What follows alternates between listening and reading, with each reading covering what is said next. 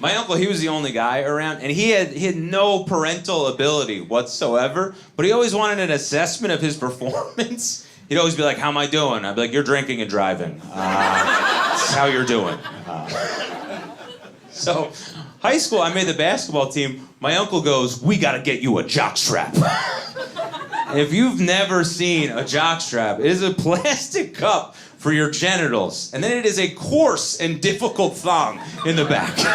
It's like a bungee cord attached to a salad bowl, and you're like, who's ready to shoot hoops? So, we go to Foot Locker together to get this thing. Foot Locker employee looks at me and he goes, what's the size of your crotch? And nobody had ever asked me that before. I just stared at him nervously. He looked at my uncle. My uncle didn't know what to do. My uncle just goes, he's Italian. What do you think?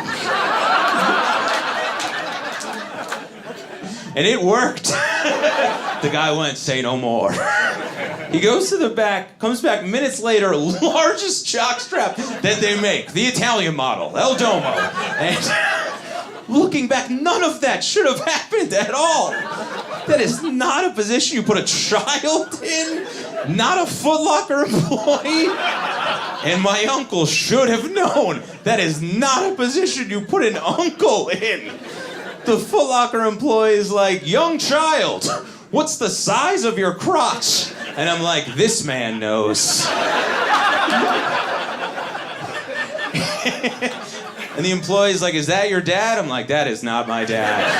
No. Calls himself Uncle Paul. But I should call him Uncle Pal. He's a weird dude. My uncle's like, how am I doing? I'm like, you're gonna get arrested in Foot Locker. The first of its kind. They're gonna blow the whistle.